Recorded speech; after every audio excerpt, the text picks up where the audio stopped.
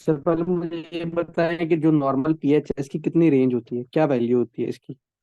Normal pH कितनी होती है?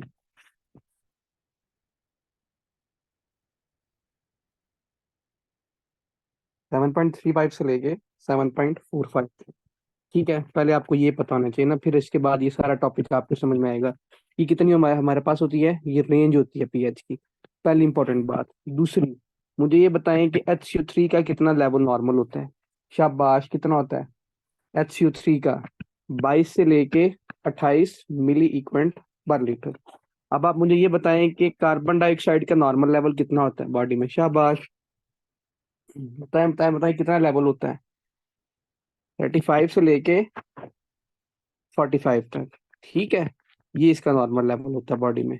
क्या मैंने आपको तीन बातें यहाँ पे बताई? पीएच कितनी होती है नॉर्मल? 7.35 से लेके 7.45 तक।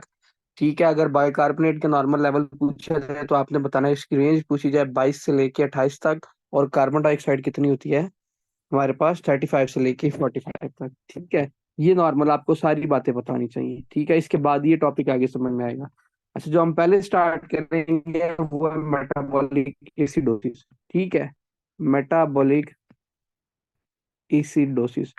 इसके अंदर पता क्या हो रहा था मेटाबॉलिक एसिडोसिस वाले पेशेंट के अंदर? मेटाबॉलिक एसिडोसिस वाले पेशेंट के अंदर ना बायोकार्बोनेट की डेफिशिएंसी हो रही होती है बॉडी में। ठीक है, अब हमने कल कुछ डिजीजेस पढ़ी थी, याद है बच्चों आपको वो कौन कौन सी थी जिसके अंदर बायोकार्बोनेट की डेफिशिएंसी हो रही थी? शाबाश, पीछे जो 1 से 2 लेक्चर पढ़े हैं, अगर आपको थोड़ा बहुत याद हो तो, किसी को याद हो कोई एक आधा नाम बता दो जी। टाइप 2 के अंदर डेफिशिएंसी हो रही थी। टाइप 2 के अंदर क्या होता था यार? कार्बोनिक एनहाइड्रेट सही तरह काम नहीं कर रहा था ना। टाइप 2 रेनल ट्यूबुलर एसिडोसिस, आगे और भी काफी डिजीज है जो करवा सकती हैं। ठीक है, बस इतना याद रखें कि हमने एक डिजीज पढ़ी थी, उसके अंदर भी क्या हो रहा था कि आपके बायोकार्बोनेट का लेवल बॉडी में कम हो रहा था। अब देखिए, जब आपके बायोकार्बोनेट का लेवल बॉडी में कम हो जाए, कितने से कम हो जाए? लेस देन 22 मिली इक्वेंट पर लीटर। कितना? लेस देन 22 मिली इक्वेंट पर लेवल से अगर इसका लेवल कम हो जाए ना, हम इस पेशेंट को कहते हैं कि इसके अंदर क्या हो रहा है बच्चों, अब जो अल्कली इन्वायरमेंट है वो जनरेट नहीं होगा, अब एसिड रिटेन होगा। जब भी आपने वो नॉर्मल फिजियोलॉजी पढ़ी थी कि जब भी HCO3 का लेवल बॉडी में सीरम में कम होता है, ब्लड में कम होता है, तो किसका लेवल इंक्रीज करता है? एसिड का नहीं करता। तो क्या मैं इसको लिख सकता हूँ कि इस पेशेंट के अंदर ज्यादा से ज्यादा मेटाबॉलिक एसिडोसिस हो सकती है? शाबाश, बताएं, क्या मैं लिख सकता हूँ कि इसके अंदर मेटाबॉलिक एसिडोसिस हो रही है? क्यों? क्योंकि इसके अंदर हाइड्रोजन रिटेन कर रहा है। क्या क्या मैंने आपको बातें बताई, क्या क्या होता है कि इसके अंदर बायोकार्बोनेट की डेफिशिएंसी हो जाती है। पहली इंपॉर्टेंट बात आपने बतानी है, किसी भी कॉज की वजह से हो सकती है वो, मतलब डिफरेंट कॉज है जिसके अंदर हो सकती है। ये टाइप 2 रेनल ट्यूबुलर एसिडोसिस वाले पेशेंट के अंदर होती है जिसका कार्बोनिक एनहाइड्रेज एंजाइम सही तरह काम नहीं करता, उसके अंदर हो सकता है। जो फॉर एग्जांपल असीटाजोलामाइड ड्रग ले रहा है उसके अंदर हो सकता है। असीटाजोलामाइड ने भी क्या करना था यार, आपके इसको ब्लॉक करना है, कार्बोनिक एनहाइड्रेज को ब्लॉक कर देना होता है। ठीक है, अब देखें, जब किसी पेशेंट के अंदर मेटाबॉलिक एसिडोसिस हो रही है, ठीक है, अब इसको ठीक कौन करेगा? इसको कंपनसेट कौन? अब एसिडोसिस हो रही है, इसकी वजह से डिफरेंट फीचर आ सकते हैं। आपको पता है जब बॉडी में एसिडोसिस, एसिड का लेवल बढ़ता है, तो इसकी वजह से क्या क्या होता है आपने बताना है जी। जी एक मिनट, आपने इसको बताना है कि इसकी वजह से जो इसके एंजाइम है वो सही तरह काम नहीं करते। जब भी बॉडी में क्या होता है, आपके एसिड का लेवल बढ़ता है। दूसरा काम क्या होता है, आपकी बोन्स की ब्रेकडाउन होना स्टार्ट हो जाती है। ठीक है, जब बोन्स की ब्रेकडाउन ज्यादा से ज्यादा होती है, हम इसको क्या बोलते हैं? हम इसको ओस्टियोपोरोसिस नहीं बोलते होते। शाबाश, बताएं। तो आपने बताना है जी, इसके एंजाइम से इतना काम नहीं करेंगे, इसके जब एंजाइम एंजाइम से सही तरह काम नहीं करेंगे, ज्यादा से ज्यादा इस पेशेंट के अंदर क्या होगी? ओस्टियोपोरोसिस हो सकती है, बोन पेन के साथ पेशेंट आ सकता है। ये सारी बातें आपने इसके अंदर बतानी होती है। ठीक है, अब क्वेश्चन ये आता है कि इसको कंपनसेट कौन करता है। फॉर एग्जाम्पल पेशेंट आया मेरे पास, डिफरेंट कॉजेज है इसकी, मतलब इसकी मेटाबॉलिक एसिडोसिस की ना, वो अभी डिटेल में डिस्कस करते हैं कौन कौन सी होती है। ठीक है, अच्छा देखें, अब एक क्वेश्चन आता है यहाँ, प्यारा सा जरा क्वेश्चन आता है कि जो मेटाबॉलिक एसिडोसिस होता है इसको कंपनसेट कौन करता है? ये एमसीक्यू जाता होता है। हाँ जी, पता है किसी को? रेस्पिरेटरी, क्या रेस्पिरेटरी अल्कलोसिस करता है। अब रेस्पिरेटरी अल्कलोसिस कैसे कंपनसेट करता है, ये पता है किसी को? रेस्पिरेटरी अल्कलोसिस कैसे कंपनसेट करता है? रेस्पिरेटरी अल्कलोसिस में होता क्या है, पहले मुझे ये तो बताया ना, रेस्पिरेटरी अल्कलोसिस में होता क्या है? आपने कहा कि इसके अंदर ये कंपनसेट करेगा। यार सिंपल सी बात है, जब भी बॉडी में क्या होता है, बायोकार्बोनेट का लेवल कम करता है, किसका लेवल? इसका पीएच का, इसका एच का लेवल बढ़ता है। पीएच इसके अंदर डिक्रीज करेगी कि इंक्रीज करेगी? शाबाश जी, CO2 कम होती है उसके अंदर, बताता हूँ वाला पॉइंट। जब इसके अंदर पीएच कम करेगी, एसिडिक एनवायरनमेंट जनरेट होगा, फिर पता क्या होगा इस पेशेंट के अंदर रेस्पिरेटरी अल्कोलोसिस स्टार्ट हो जाएगी। अब रेस्पिरेटरी अल्कोलोसिस क्या होता है? रेस्पिरेटरी अल्कोलोसिस के अंदर क्या होता है, किसी को पता क्या होता है? और यार सिंपल सी बात है, उस पेशेंट के अंदर पता क्या होगा, हाइपर वेंटिलेशन होना स्टार्ट हो जाएगी। ठीक है, जब उसके अंदर हाइपर वेंटिलेशन होगी, इसकी वजह से क्या होगा, उसका कार्बन डाइऑक्साइड ज्यादा से ज्यादा बॉडी में बाहर जाएगा।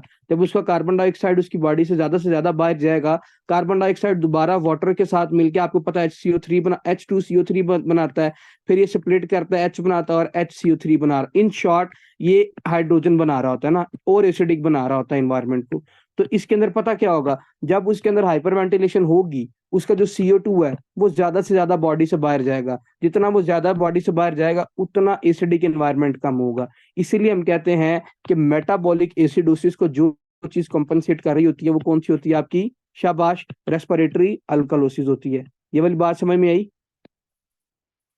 ये वाला पॉइंट कॉन्सेप्ट समझ में आया? ये ऑलरेडी आपने कई दफा टॉपिक पढ़ा होगा। ओके जी, अगर ये वाली आपको सबको बात समझ में आ गई। अच्छा, अब ऐसी कौन कौन सी कॉजेज हैं जो मेटाबॉलिक एसिडोसिस करवा सकती हैं? एक तो मैंने आपको बता दिया कि वो क्या करवा रहा है, ये रेनल ट्यूबुलर एसिडोसिस, इसकी वजह से भी हो सकता है। और कौन कौन सी ऐसी कॉजेज हैं जो करवा सकती हैं?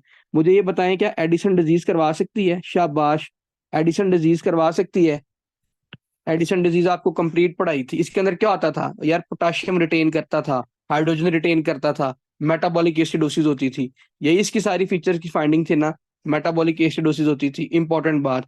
दूसरा मुझे ये बताएं, अगर फॉर एग्जांपल किसी पेशेंट के अंदर डायरिया हो गया है, शाबाश, डायरिया हो गया, एक्सेसिवली उसका HCO3 बाहर जा रहा है, उसका वो जा रहा है, सोडियम बाहर जा रहा है, पोटाशियम बाहर जा रहा है, हाइड्रोजन रिटेन कर रहा है उस पेशेंट के अंदर, उसके अंदर भी क्या होगा, उसके अंदर भी क्या हो सकता है, इसको क्या कहते हैं, मेटाबॉलिक एसिडोसिस होगा उस पेशेंट के अंदर। जी। अगर किसी पेशेंट के अंदर हाइपोएल्डोस्टेरोनिज्म हो रहा है, अब हाइपोएल्डोस्टेरोनिज्म की क्या सारी फाइंडिंग है यार, ऑलरेडी आपको कितनी दफा बताई है, सोडियम कम होगा, पोटाशियम रिटेन होगा, हाइड्रोजन रिटेन होगा, क्या करवा रहा है, एसिडोसिस करवा रहा है। ठीक है, अब एक पेशेंट है फॉर एग्जाम्पल, वो एक ड्रग यूज कर रहा है स्पारेनोलेक्टोन। अब स्पारेनोलेक्टोन क्या करती है, स्पारेनोलेक्टोन का मैकेनिज्म ऑफ एक्शन क्या है? शाबाश, बताएं, कितनी दफा पढ़ी है आपने स्पारेनोलेक्टोन? कौन सा डायरेटिक है ये? पोटाशियम स्पेरिंग डायरेटिक है। ठीक है, आप कोई पोटाशियम स्पेरिंग डायरेटिक ज्यादा से ज्यादा यूज कर रहा है, आपको पता है पोटाशियम रिटेन होगा बॉडी में, हाइड्रोजन भी रिटेन होगा। जब ये दोनों चीजें रिटेन होगी तो क्या मेटाबॉलिक एसिडोसिस हो सकता है इसके अंदर? शाबाश, बताएं बताएं, क्या इस पेशेंट के अंदर मेटाबॉलिक एसिडोसिस हो सकता है? इसके अंदर क्या होगा, मेटाबॉलिक एसिडोसिस होगा। एक पेशेंट है, वो कौन सा, हमारे पास एल्टीट्यूड सिकनेस का पेशेंट आया मेरे पास, मैंने उसको ड्रग दे दी, एसिटाजोलामाइड दे दी। अब इसने पता क्या करना है, इसने जाके ब्लॉक कर देना कार्बोनिक एनहाइड्रेज एंजाइम को, ब्लॉक कर देना। जब भी बॉडी में कार्बोनिक एनहाइड्रेज एंजाइम ब्लॉक होगा ना, सिंपल बात ये याद रखनी है इजी वे में, कि HCO3 का लेवल बॉडी में कम हो जाएगा। जब आपकी बॉडी में HCO3 का लेवल कम हो जाएगा, हाइड्रोजन रिटेन करेगा, जितना हाइड्रोजन रिटेन करेगा उतना ज्यादा क्या हो रहा है, मेटाबॉलिक एसिडोसिस हो रही है। तो क्या मैं सारी ये बातें इसके अंदर लिख सकता हूँ कि ये सारी चीजें करवा सकती हैं? शाबाश। ओके जी, अगर ये मैं सारी बातें यहाँ पे लिख सकता हूँ, जी, एसिटाजोलामाइड भी करवा सकती है, डायरिया भी करवा सकता है। ये सारी इंपॉर्टेंट बातें, ये कॉजेज आपको नहीं भूलनी चाहिए। बाकी बेशक ये डिफरेंट और भी बुक्स पे लिखी हुई है कि एलिमिनेशन ना हो रही हो। अच्छा, एक और इम्पोर्टेंट बात याद रखनी है, मैंने आपको एक, अगर आपसे ड्रग पूछी जाए ना, कि ऐसी कौन सी ड्रग है जिसकी वजह से मेटाबॉलिक लैक्टिक एसिडोसिस हो रहा होता है बॉडी में, लैक्टिक एसिडोसिस, क्वेश्चन पता कैसे आता है, टाइप 2 डायबिटीज मेलाइटिस का पेशेंट है, टाइप 2 डायबिटीज मेलाइटिस का पेशेंट, वो ड्रग यूज कर रहा है, उसकी वजह से उसको लैक्टिक एसिडोसिस हुई। जब उसकी लैक्टिक एसिडोसिस उसकी वजह से हो गई, हमने उसका ये लेवल चेक किया बॉडी में, बायोकार्बोनेट, हाइड्रोजन, कार्बन डाइऑक्साइड का लेवल चेक किया, HCO3 उसकी डिक्रीज थी। ठीक है, हाइड्रोजन का लेवल ज्यादा था उसके अंदर, कॉम्पनसेटरी मैकेनिज्म और अब उसका एक्टिवेट हुआ है, जो CO2 है वो भी कम है। बताएं ये कौन सी ड्रग करवा रही है? शाबाश, किसी को पता है?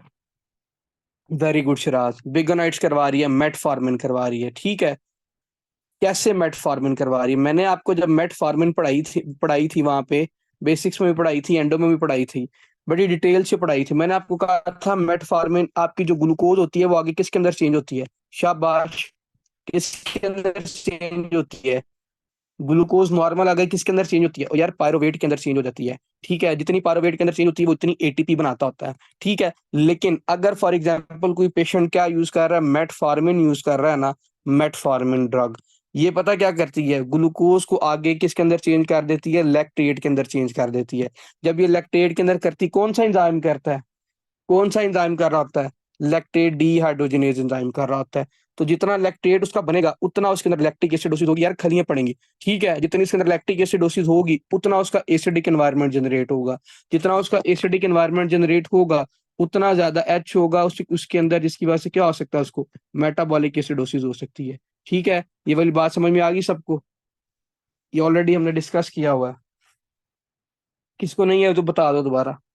तो मैं लिख सकता हूँ कि फॉर एग्जांपल एक पेशेंट आया है जो एक्सेसिवली, मतलब कितनी देर से, 6 महीने से, साल से वो मेटफॉर्मिन यूज कर रहे हैं, बिगोनाइट्स क्लास की ड्रग यूज कर रहा है।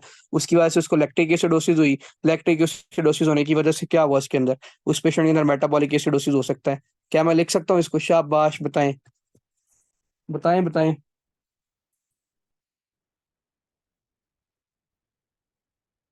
ओ अच्छा, ये रिपीट कर दूं? तसीम देखो, मैंने ना एंडो में ये ना डिटेल में पढ़ाया था। एक मेरे पास पेशेंट आया टाइप 2 डायबिटीज मेलाइटिस में। अगर आपसे पूछा जाए ना, जो फर्स्ट लाइन ड्रग हम प्रेफर करते हैं, ठीक है, वो करते हैं हम मेटफॉर्मिन देते हैं, ग्लूकोफेज के नाम से आती है ना पाकिस्तान में, मेटफॉर्मिन। ठीक है, उसको हम ग्लूकोफेज के नाम से पाकिस्तान में आती है, इसका जो ब्रांड नेम है। अच्छा, नॉर्मल पता क्या होता है, आपकी जो ये ग्लूकोज होती है ना, ग्लूकोज आई, ग्लूकोज आगे किसके अंदर चेंज होती है, पायरोवेट के अंदर चेंज होती है। अब पायरोवेट से वो आगे वो क्रेब साइकिल चलता है, इलेक्ट्रॉन ट्रांसपोर्ट चेन चलती है। वो छोड़ दें, वो सारा उसका पार्ट है, उसका बायोकेमिस्ट्री का। इतना याद रखें कि एट द एंड क्या बन रहा होता है, एटीपी बन रहा होता है। ठीक है, लेकिन ये मेटफॉर्मिन क्या करती है, ये ग्लूकोज को आगे चेंज कर देती है, किसके अंदर, लैक्टेट के अंदर चेंज कर देती है। अब आपको पता है, जब ये लैक्टेट के अंदर चेंज होगा ग्लूकोज का क्या, जब लैक्टेट के अंदर चेंज हो जाएगा, लैक्टेट हमारे पास आगे एटीपी नहीं बनाता होता। ठीक है, जो पूछे कौन करता है, कौन सा एंजाइम, अगर पूछे तो आपने बताया लैक्टेट डीहाइड्रोजिनेज एंजाइम करता है। लैक्टेट क्या करवाता है, लैक्टिक एसिडोसिस करवा रहा होता है। ठीक है, जब लैक्टिक एसिडोसिस होगा हमारी बॉडी में हाइड्रोजन का लेवल बढ़ जाएगा, एसिडिक एनवायरनमेंट बढ़ जाएगा। जितना एसिडिक एनवायरनमेंट बढ़ जाएगा, मुझे ये बताओ, मेटाबॉलिक एसिडोसिस करवा सकता है? शाबाश। अगर आपसे पूछा जाए, कोई एक पेशेंट आया आपके पास, वो टाइप 2 डायबिटीज मेलाइटिस का पेशेंट है, वो मेटफॉर्मिन यूज कर रहा है, तो क्या उस पे आपने उसकी ये कंप्लीट प्रोफाइल चेक करवाई, उसका HCO3 का लेवल डिक्रीज आपको मिला, एच का लेवल ज्यादा मिला उस पेशेंट के अंदर। ठीक है, CO2 का लेवल उसके अंदर कम मिल गया, बताएं इस पेशेंट के अंदर क्या है? आपने बताना मेटफॉर्मिन ये पेशेंट यूज कर रहा है, बिगोनाइट यूज कर रहा है दूसरा नाम। ठीक है, और इसके अंदर क्या हो रहा है आपने बताना है, इसके अंदर मेटाबॉलिक एसिडोसिस। आगे पूरा इसका आंसर क्या होगा, विद कंपनसेटरी रेस्पिरेटरी अल्कलोसिस। क्यों? और भाई उसका आपने CO2 का लेवल चेक किया, वो कम है। समझ आई क्वेश्चन की? सबको आ गई?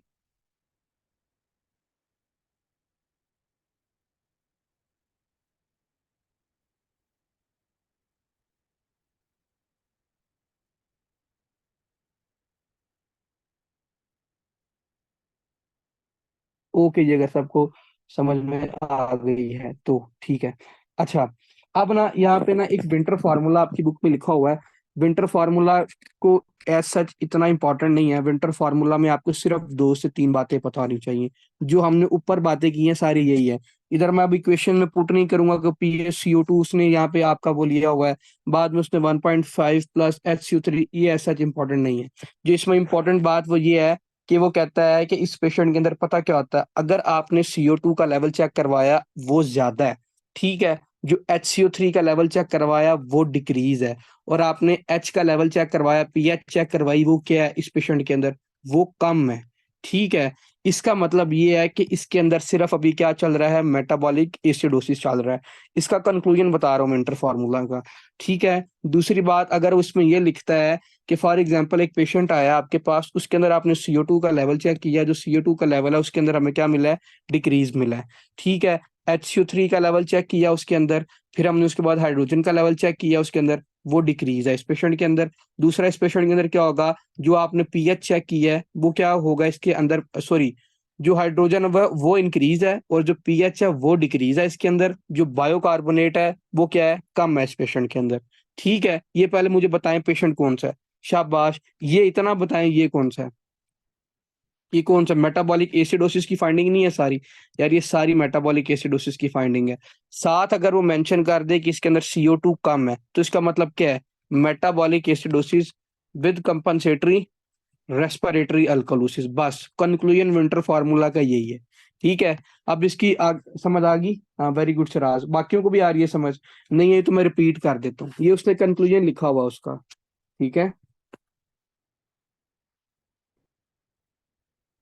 बाकी बाकी शाबाश बताएं।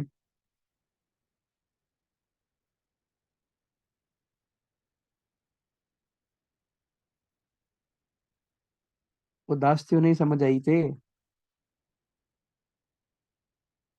ओके।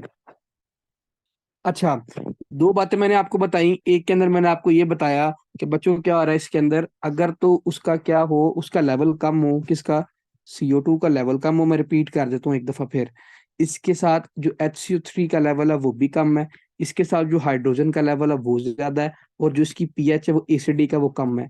इसका मतलब ये है इस पेशेंट को अब क्या हो गया है, metabolic acidosis with compensatory respiratory alkalosis. ठीक है, यही पढ़ा भी हमने यहाँ तक। अगर तो मैं थोड़ी सी स्टेम को चेंज करूं, अगर मैं यहाँ पे लिख दूं CO2 का जो लेवल है वो अब इंक्रीज है, अब वो 45 से ज्यादा हो गया है, प्लस यहाँ पे लिख लूं जो HCO3 का लेवल है वो डिक्रीज है, फिर मैं यहाँ पे लिख दूं कि इस पेशेंट के अंदर जो हाइड्रोजन का लेवल है वो इंक्रीज है, और जो पीएच है वो क्या है, डिक्रीज है। ये सारी बातें लिखूं और पूछूं ये कौन सा पेशेंट है, शाबाश, तो इसका आंसर आएगा कि ये मिक्स पेशेंट है। इसके अंदर मेटाबॉलिक एसिडोसिस भी चल रहा है, साथ इस पेशेंट के अंदर रेस्पिरेटरी एसिडोसिस भी चल रहा है। ठीक है, बात समझ में आई कि नहीं आई? शाबाश, बताएं। आपने बताना मिक्स डिसऑर्डर है। अब ये ना हो आपने सबसे पहले क्वेश्चन आया आपके पास, क्वेश्चन में आपने सबसे पहले पीएच देखी, वो उसकी जी एसिडिक थी। आपने क्या देख लिया, जो उसकी पीएच थी 7.2 थी। पहली इंपॉर्टेंट बात, पीएच देख ली एसिडिक। दूसरा आपने ये देख लिया कि इसके अंदर क्या होगा, जो HCO3 है वो कितना होगा, वो पड़ा हमारे पास 18 पड़ा हुआ है। ठीक है, तीसरी चीज आपने क्या देखनी है, जो कार्बन डाइऑक्साइड पड़ी हुई है वो कितनी मेरे पास पड़ी हुई है, वो मेरे पास 48 पड़ी हुई है। ठीक है, ये तीनों चीजें देख ली। साथ जब मैंने पीएच चेक की, इसके अंदर पीएच वो मैंने आपको बता दिया ऑलरेडी क्या है, कम है। अगर क्वेश्चन में ये पूछा जाए कि what is most likely diagnosis, आपके पास क्या होगा नीचे ऑप्शन में, जो या जो ऑप्शन दी होगी वो क्या होगी, इस पेशेंट के अंदर मेटाबॉलिक एसिडोसिस है। सबसे पहले हमने पीएच को देखना होता ना, वो एसिडोसिस को इंडिकेट कर रही है, विद रेस्पिरेटरी एसिडोसिस। अभी हम डिस्कस करते हैं रेस्पिरेटरी एसिडोसिस की कौन कौन सी ऐसी कॉज हैं जो ये करवा सकती हैं। हमने क्या करना है उस पेशेंट के अंदर, पहले सारी मेटाबॉलिक एसिडोसिस को कॉज को रूल आउट करने की किस वजह से हो रही है, फिर बाद में हमने उसकी क्या करना है, रेस्पिरेटरी की कॉज को रूल आउट करना है कि साथ कोई रेस्पिरेटरी मसला चल रहा है, इसीलिए इसके अंदर क्या हो रहा है, metabolic acidosis with respiratory acidosis. समझ आ गई?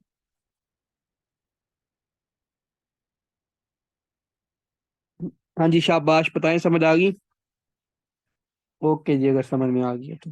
अच्छा, अब देखिए हमने इसके अंदर ट्रीटमेंट क्या करना है, सिंपल सी बात है यार, देखिए, treat the underline cause.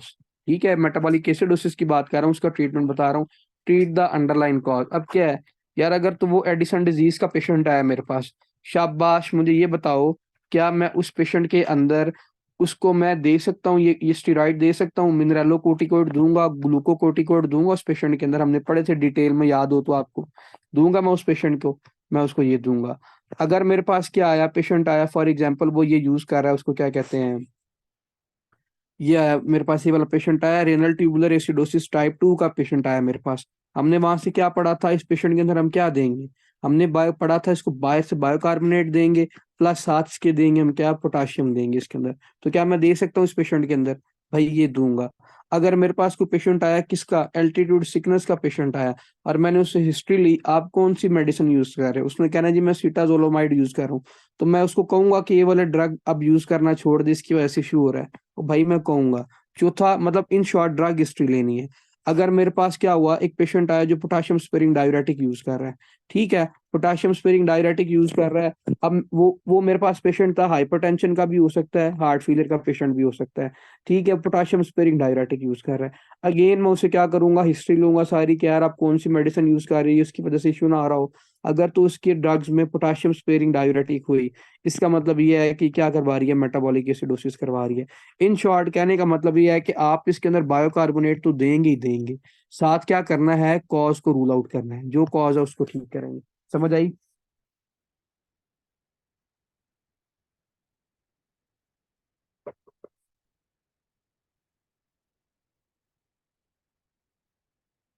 Okay जी, अगर ये सबको समझ में आ गई तो अच्छा। दी अंडरलाइन कॉज को डिस्को रूल आउट करें, आगे आ जाए। नेक्स्ट, नेक्स्ट डिस्कस करते हैं रेस्पिरेटरी अल्कलोसिस। अभी हमने उसको उसके साथ कंपनसेट तो किया किया, अब इसको एक दफा सेपरेट भी देख लेते हैं कि रेस्पिरेटरी अल्कलोसिस के अंदर क्या हो रहा होता है। बेसिकली रेस्पिरेटरी अल्कलोसिस के अंदर जो आपकी PCO2 होती है ना, कार्बन डाइऑक्साइड का लेवल, वो लेस देन पता है कितना हो जाता है, 32 हो रहा होता है। ठीक है, जब इसका लेस देन लेवल 32 से हो जाए, हम इस पेशेंट के अंदर इंडिकेट करते हैं कि इसके अंदर क्या हो रहा है, 32 लिख लें, 33 लिख लें। ठीक है, इस पेशेंट के अंदर क्या हो रहा है, रेस्पिरेटरी अल्कलोसिस हो रहा है। अब देखिए रेस्पिरेटरी अल्कोलोसिस होता क्यों है? सबसे पहले इसकी तो कॉजेज पता होनी चाहिए ना। इसकी कॉजेज में लिख लें, ये आपके एंजाइटी की वजह से हो रहा होता है। ठीक है, एक फिजियोलॉजिकल एंजाइटी होती है, एक पैथोलॉजिकल होती है, पैथोलॉजिकल मोस्ट लाइकली। ठीक है, हाई एल्टीट्यूड की वजह से हो रहा होता है ये। ठीक है, किसकी वजह से, हाई एल्टीट्यूड की वजह से। मुझे लगता है ये चीजें मुझे एक्सप्लेन नहीं अब करनी चाहिए, आपको ऑलरेडी पता है।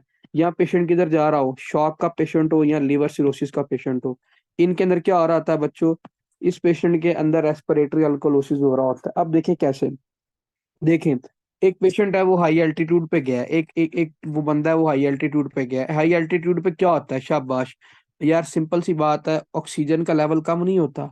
शाबाश, बताते जाएं, ऑक्सीजन का लेवल कम नहीं होता। जब ऑक्सीजन का लेवल उधर कम होगा, वो कार्बन डाइऑक्साइड उसकी बॉडी में क्या करेगी, शुरू में तो रिटेन कर रही होगी, उसके बाद वो हाइपर वेंटिलेशन करेगा, जोर जोर से सांस लेगा कि किसी तरीके से मैं क्या करूं, ऑक्सीजन को ले लूं। जब वो जोर जोर से हाइपर वेंटिलेशन करेगा, तो मुझे ये बताएं, क्या उस पेशेंट के अंदर जो CO2 है वो कम नहीं हो जाएगी, ऑक्सीजन तो ऑलरेडी कम थी। शाबाश, बताते जाएं, CO2 कम नहीं होगी उस पेशेंट के अंदर, बताएं बताएं। शाबाश जी, उसके अंदर CO2 बच्चों कम कर देगी। जब उसके अंदर CO2 कम कर देगी, तो मुझे ये बताएं, क्या मैं लिख सकता हूँ कि इस पेशेंट के अंदर रेस्पिरेटरी अल्कलोसिस हो रहा है? शाबाश, बताएं। क्यों? क्योंकि उसके अंदर यार ऑक्सीजन कम है, CO2 भी कम हो रही है उसकी वजह से। ठीक है, ऑक्सीजन कम होने की वजह से तो मैं लिख सकता हूँ। अब एक पेशेंट है एंजाइटी में, जब परेशान होता है बंदा, एंजाइटी में होता है, एक होती है फिजियोलॉजिकल एंजाइटी, एक होती है pathological anxiety. Most likely pathological anxiety में उसके अंदर क्या हो रहा होता है, हाइपर वेंटिलेशन हो रही होती है। जितनी ज्यादा वो हाइपर वेंटिलेशन करेगा, उसके अंदर क्या होगा, CO2 ज्यादा से ज्यादा बाहर जाएगा। सब कॉजेज में आपने ये बताना है कि इन शॉर्ट इसके अंदर ये हो रहा होता है कि आपकी हाइपर वेंटिलेशन होती है, हाइपर वेंटिलेशन होने की वजह से CO2 कम कर जाती है बॉडी में। जब CO2 कम हो जाएगी, तो इस पेशेंट के अंदर क्या हो जाएगा, रेस्पिरेटरी अल्कोलोसिस हो जाएगा। ठीक है, अब आपको पता है कि इसको कंपनसेट कौन करेगा, शाबाश, बताते जाएं, रेस्पिरेटरी अल्कोलोसिस को कंपनसेट कौन करेगा, रेस्पिरेटरी अल्कोलोसिस को कंपनसेट कौन करेगा? तो यार मेटाबॉलिक एसिडोसिस करेगा इसको। ठीक है, उसी को जो हमने ऊपर अभी पढ़ा उसको इन्वर्स कर दे कि क्या मेटाबॉलिक एसिडोसिस करेगा, थोड़ी बहुत इसके अंदर क्या करवाएगा, हाइड्रोजन की रिटेंशन करवाएगा। ठीक है, हाइड्रोजन की रिटेंशन करवाने की वजह से H और H2CO3 मिलके आपस में H2CO3 दोबारा बनाएंगे, फिर ये ब्रेक करेंगे, एट द एंड हाइड्रोजन जब बॉडी में ज्यादा होगी, तो थोड़ी बहुत कंडीशन उसकी नॉर्मल हो सकती है। ठीक है, इसलिए रेस्पिरेटरी अल्कोलोसिस को कौन कंपनसेट कर रहा होता है, आपका मेटाबॉलिक डोसिस कंपनसेट कर रहा होता है। ठीक है, वो थोड़ी बहुत क्या कर देगा, हाइड्रोजन को जितना रिटेन करेगा, उतना वो जाके कार्बन डाइऑक्साइड के साथ मिलेगा, H2CO3 बनेगा, और कुछ हद तक उसकी कंडीशन बेहतर हो सकती है। ठीक है,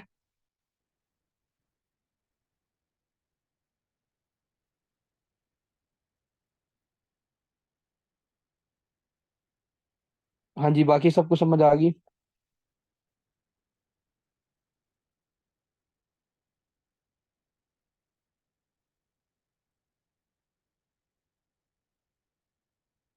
ओके जी, अगर समझ में आ गई। अच्छा, आगे आ जाइए इसकी तरफ, मेटाबॉलिक अल्कोलोसिस की तरफ। मेटाबॉलिक अल्कोलोसिस में मुझे ये बताएं, क्या इस पेशेंट के अंदर, शाबाश, मुझे ये बताएं, इसके अंदर क्या फाइंडिंग आपको मिलेगी, HCO3 का लेवल इंक्रीज करेगा कि डिक्रीज करेगा, बताएं बताएं। मेटाबॉलिक अल्कोलोसिस वाले पेशेंट के अंदर HCO3 का लेवल कितने से ज्यादा होगा, शाबाश, कितने से इसका इसका लेवल ज्यादा होगा, बताएं। 28 से ज्यादा अगर इसका लेवल हो जाए तो इस पेशेंट के अंदर क्या हो रहा है, रेस्पिरेटरी अल्कोलोसिस हो रहा होता है। ठीक है, अब आप मुझे ये बताएं कि जब HCO3 का लेवल बढ़ेगा, आपकी जो हाइड्रोजन है उसका लेवल डिक्रीज नहीं करेगा? शाबाश बताएं। जब हाइड्रोजन का लेवल डिक्रीज करता है तो पीएच उस पेशेंट की क्या होती है, इंक्रीज नहीं करती। तो मैं लिख सकता हूँ इसकी जो पीएच है वो 7.45 से ज्यादा है। शाबाश, बताते जाएं। आप पेशेंट को चेक कैसे करना है, पहले सबसे पहले उसकी पीएच देखेंगे। पीएच देखने के बाद उसका बायोकार्बोनेट का लेवल देखेंगे। बायोकार्बोनेट के बाद मैं उसका CO2 का लेवल देखूंगा। ठीक है, पीएच मुझे मिल रही है 7.48 मिल रही है। ठीक है, HCO3 मुझे क्या मिल रही है, कितना मिल रहा है मुझे, 30 मिल रहा है। मेरा यहाँ से पहला डायग्नोसिस तो बन गया, इसके अंदर क्या हो रहा है, मेटाबॉलिक अल्कोलोसिस हो रहा है। लैब रिपोर्ट्स पे मुझे पता चल जाएगा इस पेशेंट के अंदर क्या आ रहा है बच्चों, मेटाबॉलिक अल्कोलोसिस हो रहा है। ठीक है, अब देखें कि किस पेशेंट के अंदर मेटाबॉलिक अल्कोलोसिस हो सकता है, क्वेश्चन ही आता होता है। देखें, शाबाश, मुझे बताएं, आपको ऑलरेडी पता है कि हाइपर एल्डोस्टेरोनिज्म वाले पेशेंट के अंदर हो सकता है। हाइपर एल्डोस्टेरोनिज्म वाले पेशेंट के अंदर मैंने आपको क्या बताया था, वो भाई सोडियम रिटेन कर रहा था। जितना आपका सोडियम रिटेन कर रहा था उतना पोटाशियम और उतना हाइड्रोजन बाहर यूरिन में जा रहा था। जितना ये बाहर जा रहा था इसकी वजह से क्या हो रहा था, ये हाइपर एल्डोस्टेरोनिज्म की वजह से मेटाबॉलिक अल्कोलोसिस हो रही थी। शाबाश, बताएं। इस पेशेंट के अंदर क्या होगा, मेटाबॉलिक अल्कोलोसिस, पहली कॉज। दूसरी, अगर मैं यहाँ पे लिखूं लिडल सिंड्रोम, कौन सी लिखूं यहाँ पे, लिडल सिंड्रोम। क्या लिडल सिंड्रोम वाले पेशेंट के अंदर हो सकता है? लिडल सिंड्रोम वाला पेशेंट को मैं दोबारा रिपीट कर देता हूँ, लिडल सिंड्रोम के अंदर जो सोडियम के जो सेल होते हैं इनकी डिग्रेडेशन नहीं होती। जब सोडियम के सेल्स की डिग्रेडेशन नहीं होगी, अगेन वही सोडियम बॉडी में रिटेन करेगा, पोटाशियम हाइड्रोजन यूरिन में जाएगा। यूरिन, अगर ये यूरिन में जाएगा तो क्या होगा, एसिडिक एनवायरनमेंट यूरिन में जा रहा है, बॉडी में क्या हो रहा है, बायोकार्बोनेट रिटेन करेगा, HCO3 रिटेन करेगा, मेटाबॉलिक अल्कोलोसिस करवा सकते हैं। शाबाश, बताएं। क्या ये दोनों मेटाबॉलिक अल्कोलोसिस करवा सकते हैं? बताएं बताएं। ओके, अगर ये करवा सकते हैं।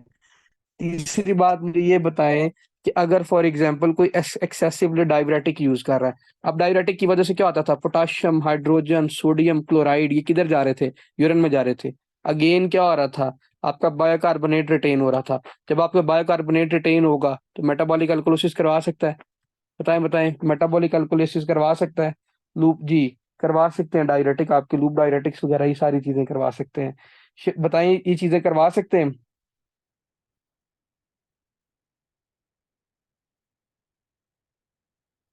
ओके जी, ओके जी, अच्छा।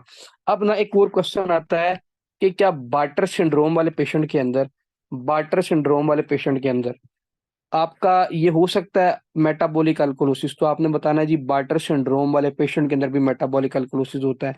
बार्टर सिंड्रोम वाले पेशेंट में पता है क्या होता है? शाबाश, बता दो।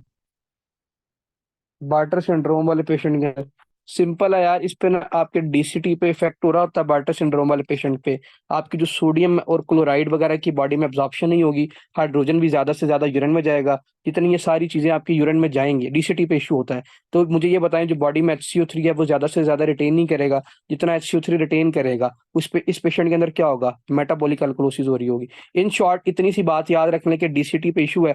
DCT पे इशू, DCT जिटलमैन है।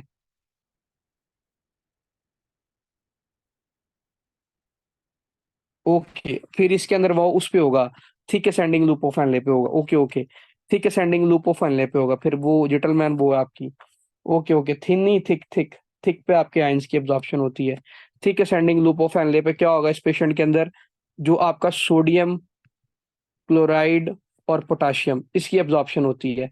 जब इस पेशेंट के अंदर क्या होगा कि फॉर एग्जांपल मेरे पास एक पेशेंट आया, इसके अंदर इसका उसको क्या कहते हैं, इसका बार्टर सिंड्रोम का पेशेंट आया। इस पेशेंट के अंदर क्या होगा, बार्टर सिंड्रोम वाले पेशेंट के अंदर इसके अंदर ये होगा कि आपका जब इशू होगा किधर, थिक स्टैंडिंग लूप ऑफ फैनले पे होगा इशू। ना आपका सोडियम एब्जॉर्ब होगा, ना पोटाशियम होगा, ना आपका हाइड्रोजन होगा। तो बॉडी में पीछे क्या बच जाता आपका, हाइड्रो ये बायोकार्बोनेट नहीं बच जाता।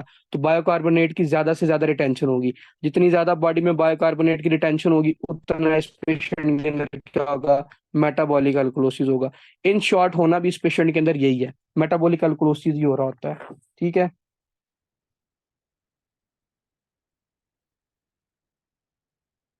ओके। तो क्या मैं लिख सकता हूँ कि ये सारी चीजें करवा सकती हैं?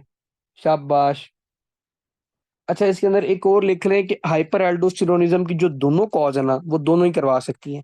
प्राइमरी भी करवा सकती है और सेकेंडरी भी करवा सकती है, दोनों करवा सकती हैं। सेकेंडरी वाले पेशेंट के अंदर क्या हो रहा था, सेकेंडरी हाइपर एल्डोस्टेरोनिज्म, क्या उसकी मोस्ट कॉमन कॉज क्या थी, पता है किसी को? सेकेंडरी हाइपर एल्डोस्टेरोनिज्म वाले पेशेंट की प्रेजन इंक्रीज हो रहा, क्यों होता है?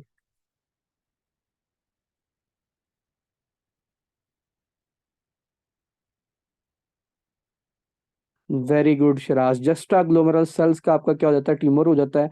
जब उसके ट्यूमर होगा तो ज्यादा से ज्यादा उसका रेनन रिलीज होगा। जितना ज्यादा रेनन रिलीज होगा उतनी ज्यादा आपकी क्या रिटेंशन होगी, किसकी, सोडियम की। जितनी ज्यादा सोडियम की रिटेंशन होगी उतनी ज्यादा उसके अंदर क्या होगी, पोटाशियम और जो हाइड्रोजन है वो यूरिन के अंदर जाएंगे, अगेन उस पेशेंट के अंदर क्या हो जाएगा, मेटाबॉलिक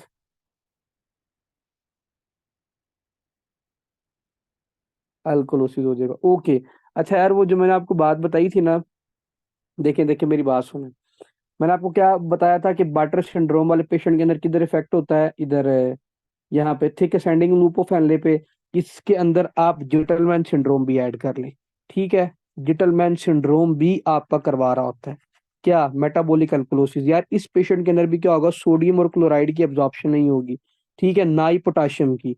जब इसकी नहीं होगी तो ज्यादा से ज्यादा ना ही हाइड्रोजन की हो रही होगी।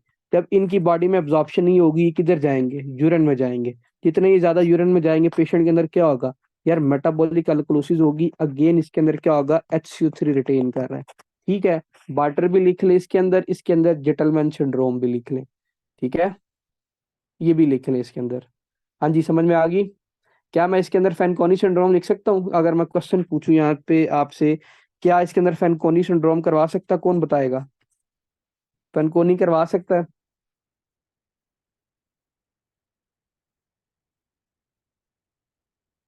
Fanconi Fanconi Fanconi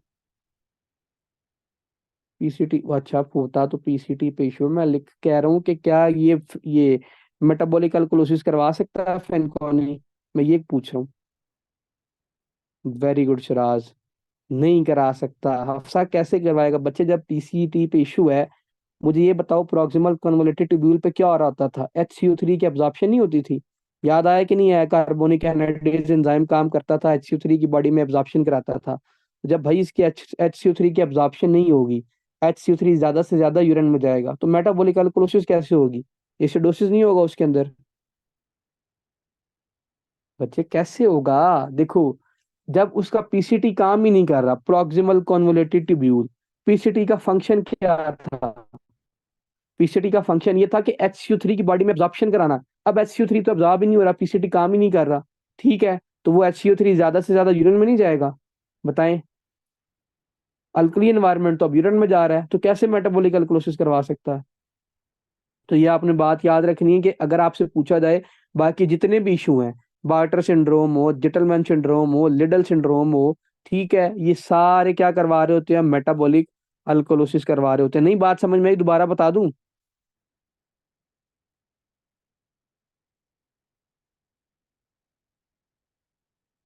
okay okay, अगर बात समझ में आ गई। अच्छा, अगर आपसे क्वेश्चन पूछा जाए कि फॉर एग्जांपल एक पेशेंट आया है मेरे पास, कौन सा, मेटाबॉलिक अल्कोलोसिस का पेशेंट आया है, तो मेटाबॉलिक अल्कोलोसिस वाले पेशेंट को कौन कंपनसेट करेगा? आपने बताना, इस पेशेंट को कंपनसेट करेगा रेस्पिरेटरी एसिडोसिस कंपनसेट कर रहा होगा, ठीक है? कौन कंपनसेट कर रहा होगा, रेस्पिरेटरी एसिडोसिस कंपनसेट कर रहा होता है? ये भी इंपॉर्टेंट MCQ आता है। मैंने क्या बताया कि मेटाबॉलिक अल्कोलोसिस वाले पेशेंट को कंपनसेट कौन कर रहा होता है, रेस्पिरेटरी एसिडोसिस कर रहा होता है। क्यों? भाई इसके अंदर कार्बन डाइऑक्साइड की रिटेंशन होना स्टार्ट हो जाएगी, ठीक है? जब कार्बन डाइऑक्साइड की रिटेंशन होना स्टार्ट हो जाएगी, 45 से ज्यादा ऊपर चला जाएगा ये क्या, कार्बन डाइऑक्साइड का लेवल, ठीक है? तो जब भी आपसे पूछा जाए कि मेटाबॉलिक अल्कोलोसिस को कौन कंपनसेट करेगा, तो आपने बताना है कि इसको कौन करेगा, रेस्पिरेटरी एसिडोसिस कंपनसेट कर रहा होगा, ठीक है? ये MCQs आता है, ये याद रखना आपने। हाँ जी, यहाँ तक समझ में आ गई?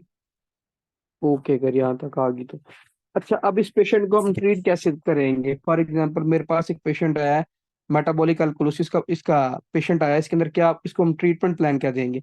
अगेन सिंपल सी बात है, ट्रीट द अंडरलाइन कॉज। यार किस वजह से हो रही है, हमने उसको देखना है। अब एल्डोस्टेरोनिज्म का पेशेंट आया है, उसके अंदर क्या होता है, ट्यूमर होता है ना हाइपर एल्डोस्टेरोनिज्म का, तो भाई मैं ट्यूमर को रिमूव करूंगा। जो पीछे उसकी कॉज होगी मैं उसको ट्रीट करूंगा, वो क्या होगा, पेशेंट ठीक हो जाएगा। अब मेरे पास बार्टर सिंड्रोम का पेशेंट आया तो मैं उसको ठीक करूंगा, जेटलमैन का है तो मैं उसको ठीक करूंगा, हाइपर एल्डोस्टेरोनिज्म का आ रहा है तो मैं उसको ठीक करूंगा, लिडल का आ रहा है तो मैं उसको ठीक करूंगा। Treat the underline cause, simple सी बात है। अगर आपने ट्यूमर रिमूव नहीं करना होता, ये लिडल, ये जितने भी होते हैं लीडल, primary hyperaldosteronism, secondary hyper aldosteronism, इन सब के अंदर बच्चों पता क्या हो रहा होता है, आपके सोडियम का लेवल बढ़ता होता है। तो मैं ऐसे ड्रग दे दूंगा जो क्या करेंगे, सोडियम के रिसेप्टर को ब्लॉक कर देंगे। शाबाश, इसको पता है कौन से ड्रग है सोडियम रिसेप्टर जो ब्लॉक करते हैं? एप्लेरिनोन, ट्राइमटोलिन जो आती है ना, एमिट्रिप्टालिन नहीं आती इसमें। ठीक है, मैं क्या करूंगा, सोडियम रिसेप्टर ब्लॉकर ड्रग दे दूंगा, उससे काफी हद तक बेहतर हो जाएगा पेशेंट। पेशेंट कैसे हो जाएगा, एमिलोराइड आती है, एमिट्रिप्टालिन नहीं आती इसके अंदर, ठीक है। ट्राइमटोलिन आती है इसके अंदर और अमीलोराइड आती है इसके अंदर। ये दो ड्रग आती है जो क्या करती हैं, आपके किसको ब्लॉक करती है, सोडियम रिसेप्टर को ब्लॉक कर रही होती है। ठीक है, जब आपको पता है सोडियम रिसेप्टर ब्लॉक हो जाएंगे तो पोटाशियम और हाइड्रोजन थोड़ा बहुत बॉडी में रिटेन होगा, मेटाबॉलिक अल्कलोसिस कुछ हद तक बेहतर हो जाएगी इसके अंदर। ठीक है, समझ आई? अंडरलाइन कॉज को ट्रीट करेंगे। और नहीं आई समझ, दोबारा बता दूं? ओके जी, मुझे बताया करो है, मैंने फिर आगे स्टार्ट करना होता है अगला टॉपिक। रेस्पिरेटरी एसिडोसिस के अंदर क्या होता है? रेस्पिरेटरी एसिडोसिस, अब नाम से पता चल रहा है कि जगह ही खत्म हुई है। रेस्पिरेटरी एसिडोसिस के अंदर क्या होता है, एक मिनट।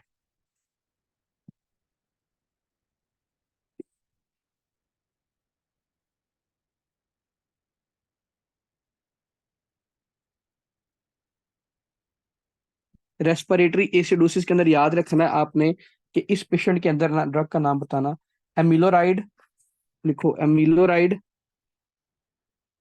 और ट्राइमटोलिन इसके अंदर ड्रग आती है जो रिसेप्टर को ब्लॉक कर रही होती है। ठीक है, ट्राइमटोलिन सोडियम रिसेप्टर ब्लॉकर है। मुझे दो बताइए इसके अंदर, दो, अमीलोराइड और ट्राइमटेरिन इसके अंदर आती है जो रिसेप्टर को स्पेसिफिकली ब्लॉक कर रही है। ठीक है, ये दो ड्रग हैं।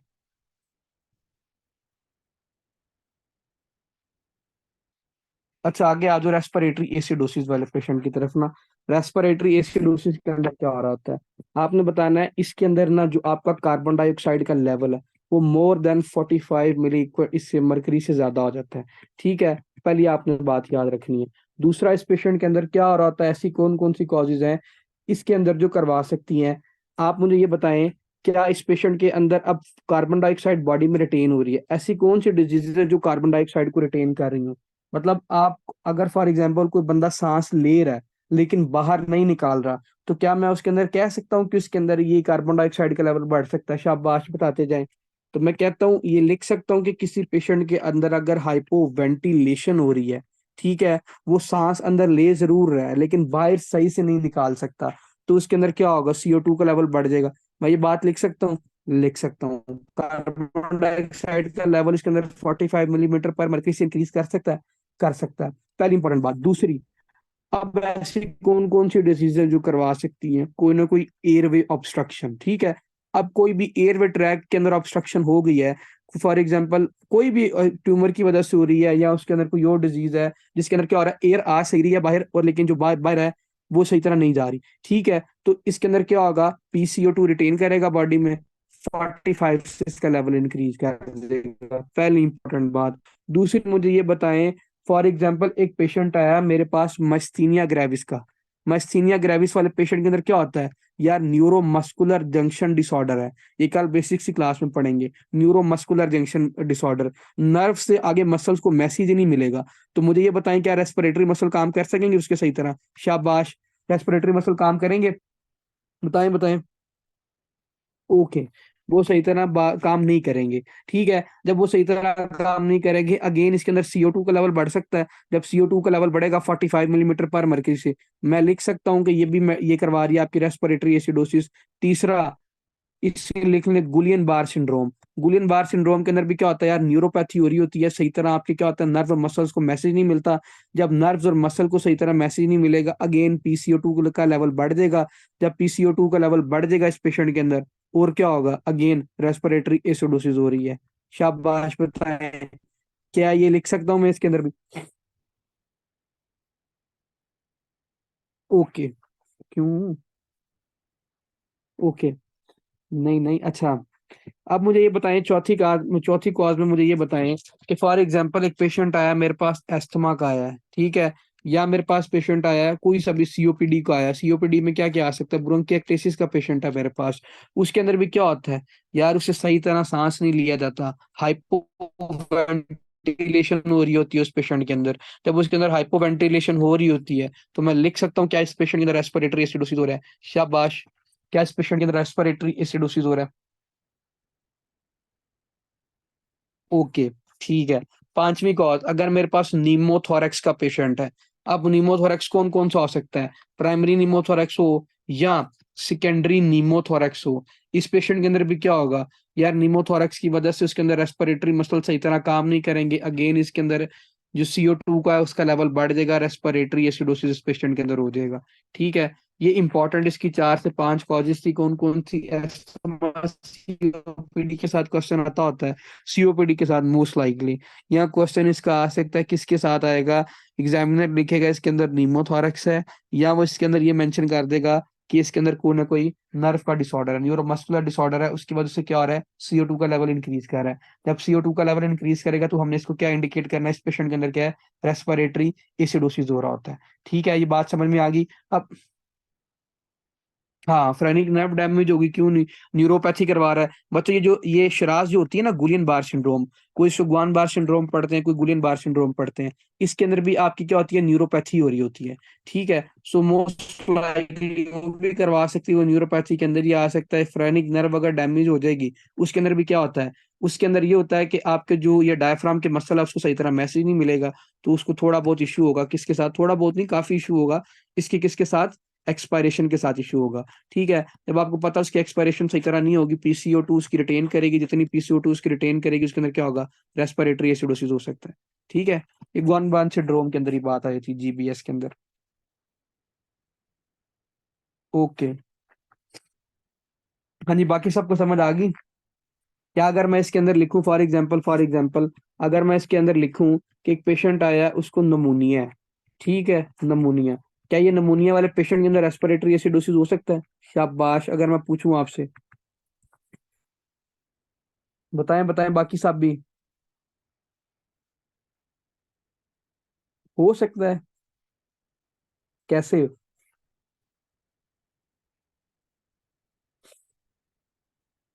वेरी गुड, इसके अंदर यार लंग्स के पैरेन्काइमा डैमेज हो जाएंगे। ठीक है, जब लंग्स के पैरेन्काइमा इसके अंदर डैमेज हो जाएंगे, इसके अंदर क्या होगा, अगेन CO2 रिटेन होना स्टार्ट हो जाएगी ना बॉडी में। जब CO2 लंग्स के अंदर रिटेन होना स्टार्ट हो जाएगी, इसकी वजह से भी क्या हो सकता है, रेस्पिरेटरी एसिडोसिस हो सकता है। ठीक है, अगर मेरे पास फॉर एग्जांपल मैं यहाँ पे लिखूं कि मेरे पास निमोकोनियोसिस का, ठीक है, निमोकोनियोसिस, या मैं लिखूं सार्कोडोसिस, या मैं इधर लिखूं मेरे पास इंटरस्टिशियल, ये आइडियोपैथिक, ये वो जो था फाइब्रोसिस था, फाइब्रोसिस का पेशेंट आ रहा, लंग्स फाइब्रोसिस का पेशेंट आ रहा है, क्या इसके अंदर हो सकता है आपका ये रेस्पिरेटरी एसिडोसिस? शाबाश, बताएं क्या इसके अंदर आपका रेस्पिरेटरी हो सकता है? बताएं बताएं, सारे बताएं।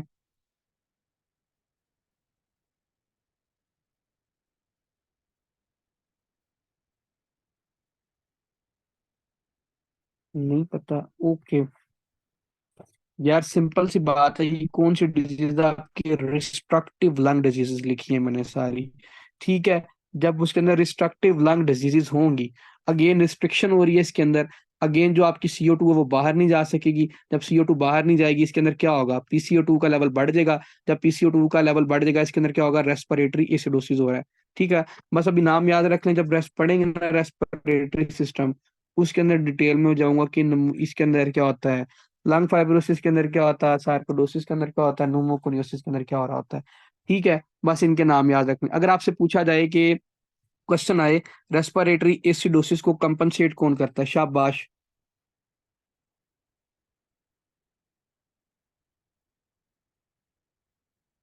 मेटाबॉलिक अल्कोलोसिस, ठीक है। देखें क्यों यार, जैसे जितना ज्यादा आपका CO2 का लेवल बढ़ता है ना, उतनी आपकी पीएच डाउन जाती है, उतना ज्यादा हाइड्रोजन का लेवल हो रहा होता है ना बॉडी में।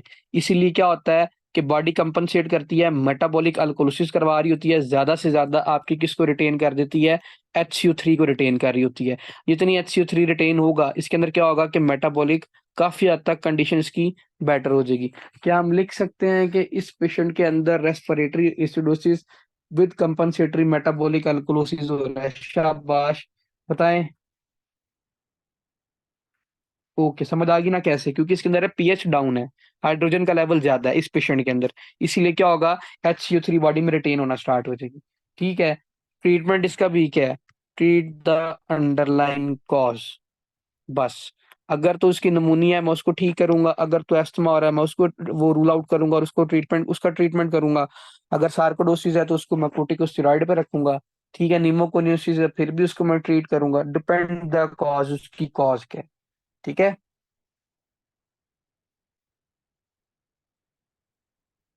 समझ आई कि कोई नहीं आई?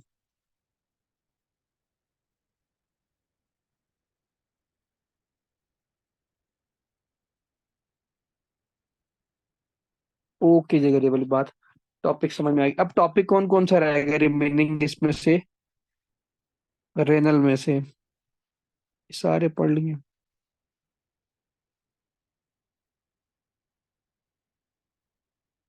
इरेक्टाइल डिसफंक्शन, अच्छा इरेक्टाइल डिसफंक्शन आपने बताना ना। एक होती है आपकी ओवरऑल वैसी, फॉर एग्जांपल इसके अंदर दो तरह की इसके अंदर डिसफंक्शन होती है। एक होता है साइकोलॉजिकल इशू की वजह से हो रहा होता है, ठीक है। दूसरी होती है कोई ना कोई ड्रग हिस्ट्री लेने की वजह से, फॉर एग्जांपल कोई पेशेंट वो है ड्रग ले रहा है, उसकी वजह से भी क्या हो सकता है, इरेक्टाइल डिसफंक्शन हो सकता है। ठीक है। आप देखें इरेक्टाइल डिसफंक्शन, इसमें दो इंपॉर्टेंट बातें याद रखनी है कि जब भी इरेक्शन का एमसीक्यूज आए, इरेक्शन कौन सा सिस्टम करवाता है, आपने बताना है कि पैरासिम्पथेटिक सिस्टम क्या करवाता है, इरेक्शन करवा रहा होता है। अगर क्वेश्चन आए कि इजैकुलेशन कौन करवा रहा होता है, ठीक है, इजैकुलेशन, तो आपने बताना है कि सिंपथेटिक सिस्टम क्या करता है, इजैकुलेशन करवा रहा होता है। ठीक है। क्या क्या मैंने बताया है कि इरेक्शन कौन सी करवाते हैं, आपने बताना पैरासिम्पथेटिक नर्व। और अगर आपसे पूछे इजैकुलेशन कौन सा करवाता है, तो आपने बताना सिंपथेटिक सिस्टम करवा रहा होता है। अगर इसमें आपसे पूछा जाए कौन सी नर्व साथ वो एसोसिएट हो रही होती है, हेल्प कर रही होती है इसके अंदर इजैकुलेशन में, आपने बताना है पुडेंडल नर्व। ठीक है, कौन सी, पुडेंडल नर्व। और पूछा जाए इरेक्शन में कौन सी नर्व साथ हेल्प कर रही होती है, तो फिर बताना सोमैटिक नर्व। ठीक है। ये दो से तीन इसके अंदर इंपॉर्टेंट एमसीक्यूज आते हैं। मतलब इसके इस टॉपिक को याद रखना, ये डिपेंड करता है सारा आपके बिहेवियर पे। फॉर एग्जाम्पल एक पेशेंट आया है, वो क्या, जी जी ओके। अगर कोई फॉर एग्जांपल कोई पेशेंट आया, उसको कोई ना कोई साइकोलॉजिकल इशू है ना, तो कॉमन सी बात है उसके अंदर इरेक्टाइल डिसफंक्शन जरूर होगा। ठीक है। या कोई पेशेंट ज्यादा से ज्यादा बीटा ब्लॉकर यूज कर रहा है ना, उसके अंदर भी क्या होगा, इरेक्टाइल डिसफंक्शन ज्यादा से ज्यादा होगा। अब बीटा ब्लॉकर की वजह से क्या होगा, इसके अंदर जो CGMP का लेवल है ना, CGMP क्या करवाता है, बॉडी में वेजोडाइलेशन करवा रहा होता है। ठीक है। जब बीटा ब्लॉकर फॉर एग्जांपल को पेशेंट यूज करता है, वो जाके CGMP को ब्लॉक कर देता है। जब वो CGMP को ब्लॉक कर देगा तो इसकी वजह से पता क्या होगा, इस पेशेंट के अंदर वेजो कंस्ट्रिक्शन होना स्टार्ट हो जाएगी। स्पेसिफिकली जब पेनाल रीजन पे वेजो कंस्ट्रिक्शन होगी, उसकी वेसल्स के अंदर क्या होगी, कंस्ट्रिक्शन होगी, ब्लड सप्लाई सही तरह नहीं जाएगी उसको। जब ब्लड सप्लाई सही तरह उसको सही नहीं जाएगी, तो इस पेशेंट के अंदर क्या होगा, इरेक्टाइल डिसफंक्शन हो सकता है। हाँ जी, ये वाली बात समझ में आई कि इरेक्टाइल डिसफंक्शन कैसे होगा?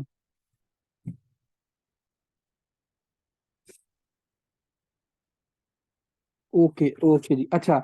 अगर फॉर एग्जांपल क्वेश्चन आए, ये पूछा जाए कि फॉर एग्जांपल एक पेशेंट आया है, वो डायबिटिक है, डायबिटिक पेशेंट के अंदर कैसे इरेक्टाइल डिसफंक्शन होने के चांसेस हैं? अगेन आपने बताना है इसके अंदर क्या होती है, आपकी न्यूरोपैथी हो रही होती है ना। जब उसके अंदर न्यूरोपैथी होगी तो क्या होगी, नर्व सप्लाई सही तरह जाएगी नहीं, जब नर्व सप्लाई सही तरह जाएगी नहीं, तो इसकी वजह से भी क्या हो सकता है, इरेक्टाइल डिसफंक्शन हो सकता है। कुछ ड्रग है, ये आपकी ये है, ये selective serotonin reuptake inhibitor drug है, ये भी करवा सकती हैं। ठीक है, दो से तीन और ड्रग हैं वो करवा सकती हैं। फॉर एक इसमें क्वेश्चन आता है कि फॉर एग्जांपल एक पेशेंट है, वो हाइपरटेंशन का ना, हाइपरटेंशन का है, वो साथ क्या क्या यूज कर रहा है, अपनी सोशल लाइफ, मतलब कि ये जो सेक्सुअल लाइफ है, इसको काफी हद तक नॉर्मल बनाने के लिए सिल्डेनाफिल यूज कर रहा है। ठीक है। सिल्डेनाफिल के साथ वो यूज कर रहा है कि फॉर एग्जांपल साथ वो नाइट्रेट यूज कर रहा है।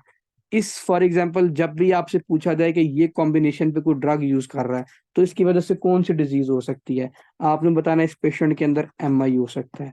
ठीक है, इस पेशेंट के अंदर एमआई क्यों होगा, मायोकार्डियल इंफार्क्शन क्यों होगा। सिल्डेनाफिल का काम भी क्या है, वेजोडाइलेशन करवाना। ठीक है, वेजोडाइलेशन, ये फॉर एग्जांपल जो सेक्सुअली एक्टिव पीपल नहीं, मतलब कि जिनको इश्यू होता है इरेक्टाइल डिसफंक्शन के होते हैं, उन्हें हम सिल्डेनाफिल प्रेफर करते हैं।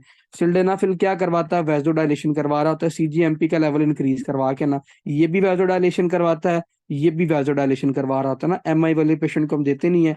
जब ये दोनों चीजें वेजोडाइलेशन करवा रहा है, सुवियर वेजोडाइलेशन की वजह से जो आपकी पेरिफेरल आर्टरीज हैं वो सही तरह आगे आर्टरीज में ड्रेन नहीं कर सकेंगी, प्रीलोड डिक्रीज कर देगा। जब अगेन प्रीलोड डिक्रीज करेगा, हार्ट की तरफ ब्लड कम जाएगा, हार्ट के मसल्स को हार्ट ज्यादा काम करना पड़ेगा, पेशेंट एमआई में चला जाएगा। ठीक है, ये एमसीक्यूज आता होता है कि सिल्डेनाफिल और नाइट्रेट दोनों इकट्ठा यूज करने वजह, जी जी, अगर सिल्डेनाफिल और नाइट्रेट दोनों इकट्ठा यूज करने की वजह से क्या होता है, आपने बताना है रिफ्लेक्स टैकिकार्डिया भी हो सकता है इसमें।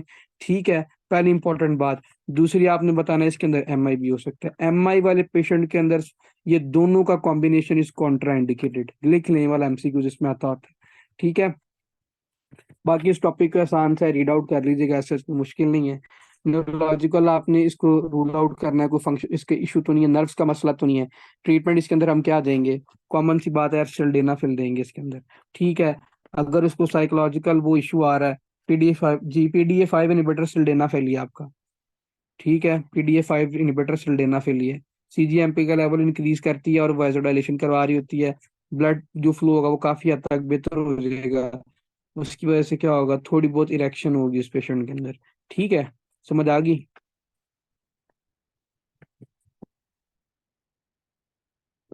ओके जी, ओके।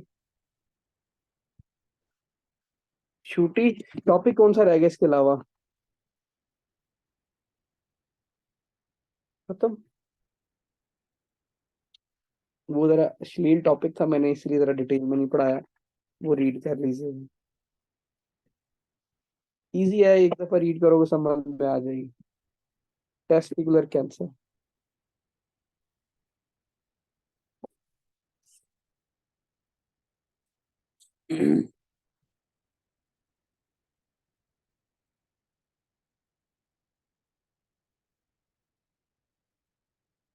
ओके यार, टेस्टिकुलर कैंसर में पता क्या होता है, आपने बताना है मोस्ट लाइकली किन पेशेंट के अंदर कॉमन हो सकता है। फिर आ जाओ यार, सर जी खत्म हो गया, टॉप एक रह गया बस।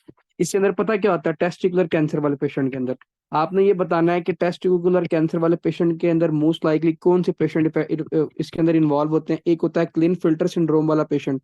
ठीक है, नंबर वन। दूसरा इसके अंदर क्या होता है, आपने बताना है कि फॉर एग्जाम्पल किसी पेशेंट के अंदर क्रिप्टोर्चिडिज्म है, वो भी इसके अंदर हो सकता है इन्वॉल्व। अब क्रिप्टोर्चिडिज्म और ये क्लीन फिल्टर वाले पेशेंट के अंदर, क्लीन फिल्टर वाले पेशेंट के अंदर क्या होता है, शॉर्ट सी बात बताता हूँ, इसके अंदर हाइपोगोनाडिज्म हो रहा होता है। ठीक है, एक क्रोमोसोम एक्स्ट्रा आता है इसके अंदर ना, क्लीन फिल्टर वाले पेशेंट के अंदर शॉर्ट स्टेचर होता है, इसके हाइट इसके अंदर ज्यादा होती है।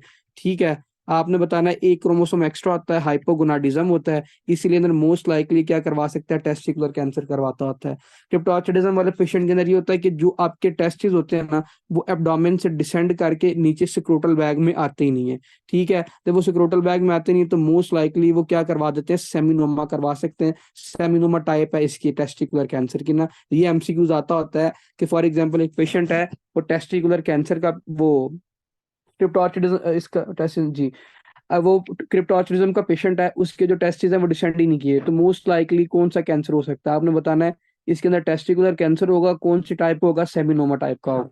ठीक है, किन किन पेशेंट के इसके अंदर क्या क्या क्लिनिकल फीचर आएंगे, आपने बताना है कि इसके अंदर एक इंपॉर्टेंट याद रखना है features, painless enlargement of testis. बस जब भी एग्जामिनर क्वेश्चन देगा ना, ये जरूर मेंशन करेगा कि उसके टेस्टिस स्वेल हैं लेकिन वो पेनलेस हैं। ठीक है, साथ वो आपके कंप्लीट कैंसर की हिस्ट्री दे देगा, वेट लॉस भी है, उसमें क्रिप्टोर्चिडिज्म की अगर हिस्ट्री डालनी होगी वो लिख देगा इस पेशेंट के अंदर क्या है, कि एक टेस्टिस इसका डिसेंड है, एक इसका डिसेंड ही नहीं है। What is most likely diagnosis, तो आपने बताना है इसके अंदर टेस्टिकुलर कैंसर हो रहा है। ये ट्यूमर मार्कर आपने खुद रट्टा लगाना है, ये इंपॉर्टेंट है, इसमें से एमसीक्यू जरूर आता होता है। अगर एक टेस्टिकुलर कैंसर में से वो ले ना क्वेश्चन, तो ट्यूमर मार्कर आप वैसे भी डेली लाइफ में फॉर एग्जांपल को पेशेंट आए ना, उसको ये थोड़ा वो कंप्लेन हो, टेस्टिकुलर कैंसर की कंप्लेन हो, पेनलेस एनलार्जमेंट ऑफ टेस्टिस हो, साथ 102 और साइन होना इसके, क्रिप्टोर्चिडिज्म हो या क्लीन फिल्टर सिंड्रोम हो, तो हम ये जरूर ये ट्यूमर मार्कर चेक करवाते हैं कंफर्म करने के लिए कि इसको किस टाइप का कैंसर है। ठीक है। अगर तो सेमिनोमा हो, सेमिनोमा किस पेशेंट के अंदर होता है, क्रिप्टोर्चिडिज्म वाले पेशेंट के अंदर मोस्ट कॉमनली होता है। इसके अंदर क्या होगा, बीटा एचसीजी का लेवल ज्यादा से ज्यादा होगा। ठीक है। अगर तो उसके यॉर्क सैक का ट्यूमर है तो इसके अंदर अल्फा फीटोप्रोटीन का लेवल इंक्रीज होगा। अगर क्वेश्चन में आए कि अल्फा फीटोप्रोटीन का लेवल और किस कैंसर में इंक्रीज होता है, शाबाश, किसी को पता है अल्फा अल्फा फीटोप्रोटीन का, अल्फा फीटोप्रोटीन का और किस कैंसर में इंक्रीज होता है लेवल? स्पाइना, ओहो, डिजीज नहीं पूछ रहा बच्चे, कैंसर पूछ रहा हूँ। स्पाइना बाइफिडा में तो करता ही कहता है ये न्यूरो, इसके अंदर मस्क डाउन। बच्चे मैं ट्यूमर पूछ रहा हूँ, कैंसर पूछ रहा हूँ। कोरियो कार्सिनोमा, अच्छा, और ये तो ऊपर से देख लिया ना यार, अल्फा फीटोप्रोटीन का तहसीन। Very good, cholangiocarcinoma. आपके गाल ब्लैडर के कैंसर का और आपके हिपेटिक कार्सिनोमा वाले पेशेंट के अंदर भी क्या होता है, अल्फा फीटोप्रोटीन का लेवल इंक्रीज होता है। डिफरेंशियल डायग्नोसिस आपसे पूछते होते हैं इसका ट्यूमर मार्कर कौन सा है, हिपेटोसेलुलर कार्सिनोमा का। ठीक है। तो आपने बताना हिपेटोसेलुलर कार्सिनोमा वाले पेशेंट के अंदर क्या होता है, अल्फा फीटोप्रोटीन का लेवल इंक्रीज करता है। ये ट्यूमर मार्कर चेक करवाते हैं इसके अंदर। ठीक है, डिफरेंशियल डायग्नोसिस लिख लें। कोरियोकार्सिनोमा में बीटा एचसीजी का लेवल इंक्रीज करेगा। टेराटोमा के अंदर भी अल्फा फीटोप्रोटीन और बीटा एचसीजी का इसका लेवल इंक्रीज कर सकता है। दोनों में से कोई एक कर सकता है। अब ब्लीडिंग सेल का इसका वो ट्यूमर है, तो आपको पता टेस्टोस्टेरोन की प्रोडक्शन ज्यादा से ज्यादा होगी, इसलिए क्या होगा, इसके अंदर टेस्टोस्टेरोन का लेवल ज्यादा होगा। अगर सर्टलाइज सेल का है तो मोस्ट लाइकली इसका पता ही नहीं चलता होता। ठीक है। टेस्टिकुलर लिम्फोमा का पेशेंट है, इसका भी पता नहीं चलता होता ना जल्दी। इसमें जो मोस्ट कॉमन क्वेश्चन आता है वो मैंने आपको बता दिया है, ये सेमिनोमा से क्वेश्चन आता है। और सेमिनोमा से भी कैसे आता है, वो लिख देता है कि एक पेशेंट है उसके अंदर क्रिप्टोर्चिडिज्म है। ठीक है। उसके टेस्ट डिसेंड ही नहीं किए हुए, जब उसके एक टेस्ट या वो एक नहीं करेगा या दोनों नहीं करेंगे ना, वो बता देगा कोई हिस्ट्री के अंदर।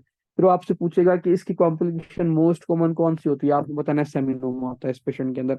डायग्नोज कैसे करना है, सिंपल सी बात है, इसके अंदर टेस्टिकुलर अल्ट्रासोनोग्राफी करेंगे। अगर आपसे पूछा जाए इनिशियली सबसे पहले क्या करेंगे, अगर वैसे पूछा जाए कि इसके अंदर जो इन्वेस्टिगेशन ऑफ चॉइस है वो क्या करेंगे, आपने बताना है इसके अंदर सीटी स्कैन करेंगे। ठीक है। ठीक है। अब इसकी इसमें ना एक और क्वेश्चन आता है कि अगर फॉर एग्जांपल कैंसर मेटास्टाइज कर गया है तो फिर भी उसके अंदर क्या करेंगे, सीटी स्कैन करेंगे।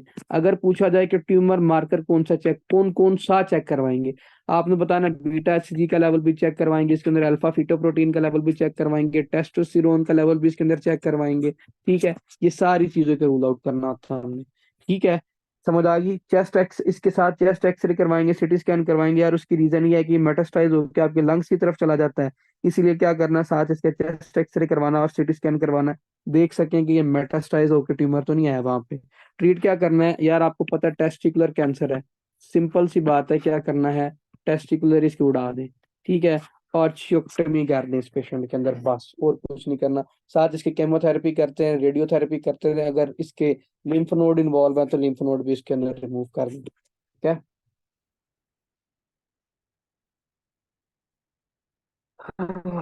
ओके, समझ आ गई।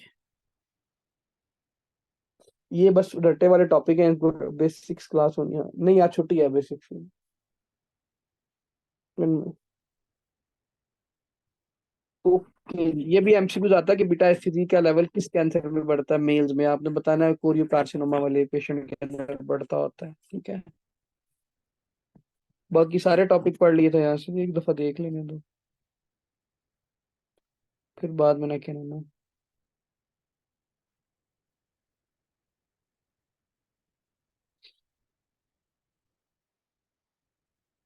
सर्जरी की होगी तखीर। यार ये आपका ये टॉपिक रहता है हाइपोमैग्नीसीमिया वाला मेरे ख्याल में, पढ़ना है। 1 मिनट लगना बस इस पे। इन शॉर्ट आप यहाँ पे इतना लिख लें कि अगर फॉर एग्जाम्पल इसकी पैरासेलुलरी इसकी क्या होती है, बॉडी में एब्जॉर्प्शन हो रही होती है, अगर उसकी मैग्नीशियम की नहीं हो रही ना, तो सिंपल सी बात है उसकी कैल्शियम की भी बॉडी में एब्जॉर्प्शन नहीं होगी।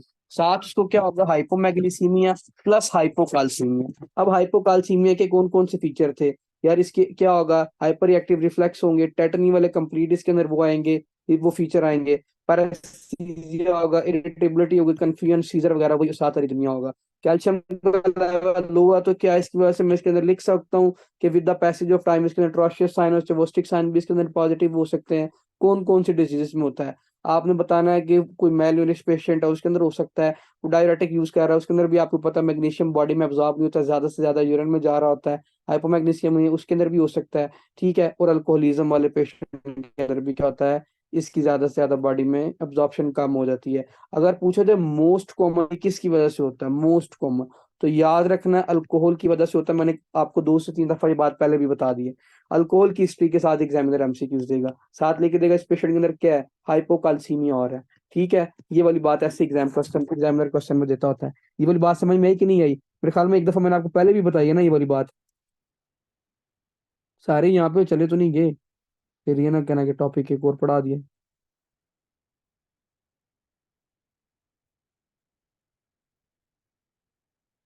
तो सारे फीचर ही आएंगे। ट्रीटमेंट में क्या करना है इसके साथ हम इसके अंदर कैल्शियम भी दे देंगे अगर हाइपोकाल्सीमिया है, और बाहर से आईवी इसको मैग्नीशियम भी दे देंगे। ठीक है, सारी चीजें वही हैं।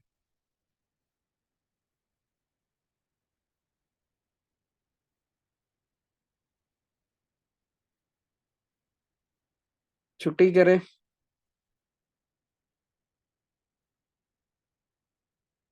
जो मैसेज नहीं शो हो रहा है आपको?